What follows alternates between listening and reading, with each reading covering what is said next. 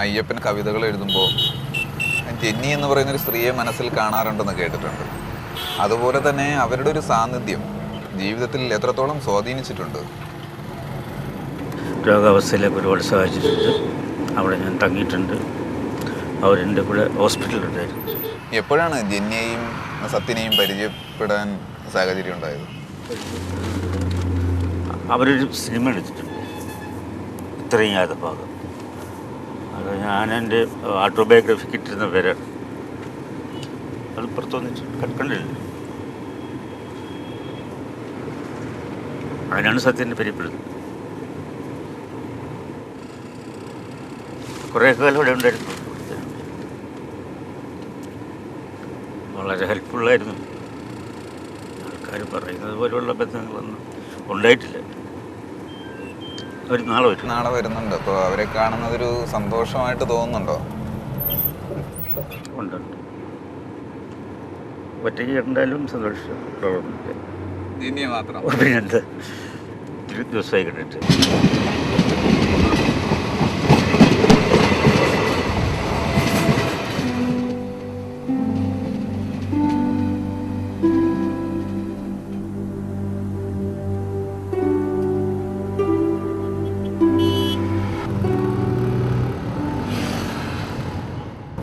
ഹോസ്പിറ്റലിൽ കിടന്നപ്പോൾ ജെന്നി വന്നു എന്ന് പറഞ്ഞില്ലേ? അതിനുശേഷം എപ്പോഴും ജെന്നിയുടെ ഒരു പ്രസൻസ് ഉണ്ടാവണം എന്ന് ആഗ്രഹിച്ചിട്ടുണ്ടോ? അവിടെ തങ്ങാന്നല്ലേ പറഞ്ഞേ, അവിടെ തന്നെ കൂടിക്കൊള്ളാം.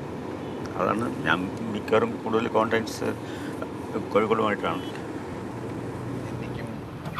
ഇപ്പോൾ ചിന്തിക്കുമ്പോൾ ജെന്നിക്കും ജെന്നിയുടെ ഭർത്താവ് സത്യനും അയ്യപ്പൻ എന്ന് പറയുന്ന ഒരു വ്യക്തി കൊടുത്തിരുന്ന ഒരു സ്ഥാനം അത് ഏത് തരത്തിലായിരുന്നു? സത്യൻ്റെ സ്ഥാനം അവളൊരു കാമുകി എന്നൊക്കെ പറയാം. അങ്ങനെ വേറെ ശാരീരികമായിട്ടുള്ള ബന്ധങ്ങളൊന്നും അധികം ഉണ്ടായിട്ടില്ല. ജെന്നിക്ക് വാസ്തവത്തിൽ ഒരു പ്രണയം തോന്നിയിട്ടുണ്ട്? പ്രണയമുണ്ട്, പറയാറുണ്ടല്ലോ. ഇഷ്ടമാണെന്നൊക്കെ പറയുന്നുണ്ട്. ആരും ചോദിച്ചാലും അയ്യപ്പനെന്ന് പറയാറുണ്ട്. ജെന്നി എൻ്റെ കവിത മാത്രമേ വായിക്കാറുള്ളൂ. ജെന്നിയോട് പ്രണയം തോന്നിയപ്പോൾ സത്യൻ എന്ന് പറയുന്ന സുഹൃത്തിനെ കുറിച്ച് ചിന്തിച്ചില്ലേ? അത് വേറെ ബന്ധങ്ങളല്ലേ. സത്യനും ഇതിനകത്തൊരു വിരോധമൊന്നും തോന്നിയിട്ടില്ല.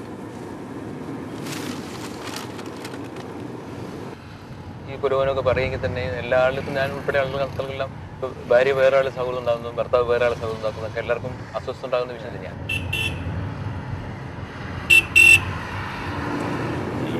ഒരു വയസ്സുള്ളപ്പോഴാണ് അച്ഛൻ വെച്ചത്.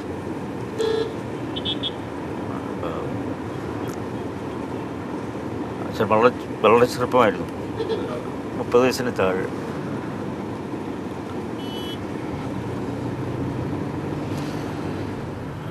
അതായിരുന്നോ ആദ്യത്തെ ഒരു നഷ്ടം?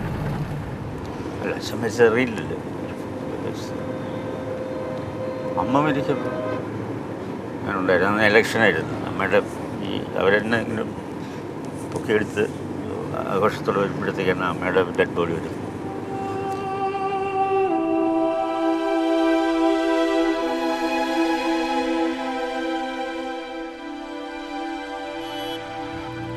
സത്യനോട് ഒരിക്കൽ പറഞ്ഞിട്ടുണ്ടായിരുന്നു, നീ ഇവിടെ ഡൈവോഴ്സ് ചെയ്യും, ഞാൻ കല്യാണം കഴിച്ചോളാം എന്നൊക്കെ. എവിടെയോ അങ്ങനെ വായിച്ചിട്ടുണ്ട്. അതൊക്കെ പറഞ്ഞിട്ടുണ്ടോ?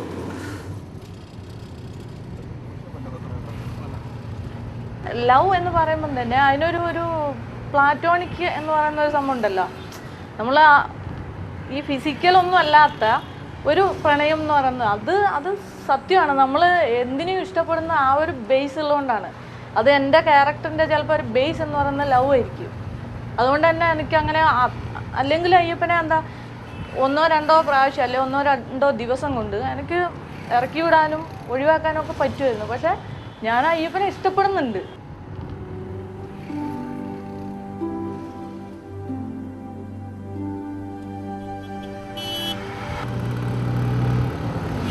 കേട്ടത് ശരിയാണോ എന്നറിയില്ല. താങ്കളെക്കുറിച്ച് സത്യനൊരു ഡോക്യുമെൻ്റ് ചെയ്യാനുള്ള ശ്രമം നടത്തുകയും ആ ശ്രമത്തിനിടയിൽ സ്വന്തം ഭാര്യയെ സ്നേഹിക്കുന്നത് സത്യൻ അറിഞ്ഞിരുന്നു എന്നൊക്കെ കേട്ടിട്ടുണ്ട്. അത് അദ്ദേഹം ചെയ്തത്, ഒരു ഭർത്താവ് എന്നുള്ള നിലയിൽ അദ്ദേഹം ചെയ്തത് ശരിയാണെന്ന് താങ്കൾക്ക് തോന്നിയിട്ടുണ്ടോ എപ്പോഴെങ്കിലും? അത്രയ്ക്കുള്ള അടുപ്പമുണ്ട് സത്യന്.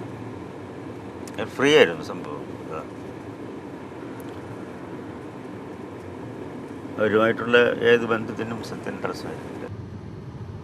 അയ്യപ്പൻ്റെതെന്ന് പറഞ്ഞാൽ അയ്യപ്പൻ ഒരു പ്രകൃതിയുള്ള ഒരു പൂച്ചനെ പോലെയോ അല്ലെങ്കിൽ ഒരു എലീനെ പോലെയോ ഒരു കാക്കേനെ പോലെയുള്ള ജീവിനെ പോലെ സാധനമായത്. പ്രകൃതിയിലെ ഒരു ജീവജാലത്തിനെ പോലെ സാധനം. മൂപ്പർ അങ്ങനെയാണ് ഞാൻ കാണുന്നത്.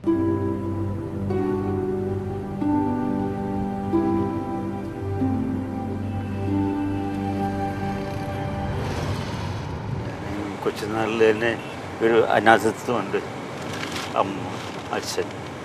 അച്ഛനാണെങ്കിൽ ഒരാൾ കൊന്നു എന്നൊക്കെ പറയുന്നു. എനിക്ക് 1 വയസ്സുള്ളപ്പോൾ പിന്നെ അത് എൻ്റെ അമ്മ നിമിത്തമാണോ എന്നറിയില്ല.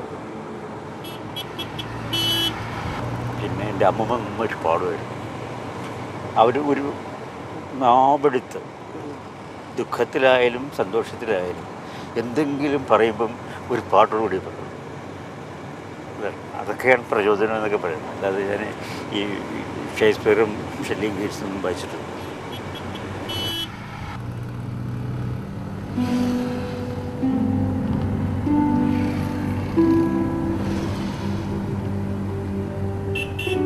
കാറപകടത്തിൽപ്പെട്ട് മരിച്ച വഴിയാത്രക്കാരൻ്റെ ചോരയിൽ ചവിട്ടി ആൾക്കൂട്ടം നിൽക്കി.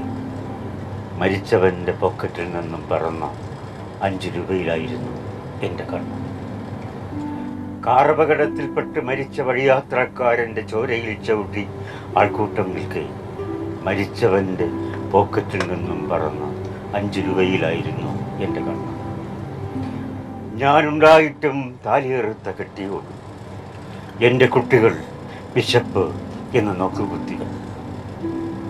ഞാനുണ്ടായിട്ടും താലിയേറുത്ത കെട്ടിയോട് എൻ്റെ കുട്ടികൾ വിശപ്പ് എന്ന് നോക്കുകുത്തികൾ. ഇന്നത്തെ താഴം ഇതുകൊണ്ടാവാം. ഈ രാത്രിയിൽ അത്താഴത്തിൻ്റെ രുചിയോടെ ഉറങ്ങുന്ന എൻ്റെ മക്കൾ, അരവയറോടെ അച്ചിയും ഞാനും. ഈ രാത്രിയിൽ അത്താഴത്തിൻ്റെ രുചിയോടെ ഉറങ്ങുന്ന എൻ്റെ മക്കൾ, അരവയറോടെ അച്ചിയും ഞാനും. മരിച്ചവൻ്റെ പോസ്റ്റ്മോർട്ടമോ ശവദാഹമോ കഴിഞ്ഞിരിക്കാം. അടയുന്ന കൺപോളകളോടെ ഓർക്കുവാൻ ശ്രമിക്കുന്നു ചോരയിൽ ചവിട്ടി നിൽക്കുന്ന ആൾക്കൂട്ടം.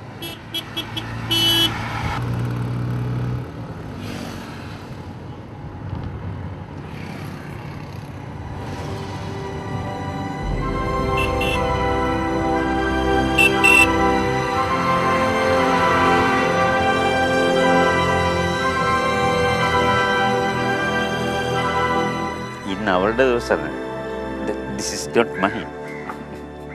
അപ്പോൾ എനിക്കിപ്പോൾ ഒരു കവിതയില്ല. അവൾ വരുമ്പോൾ അതെ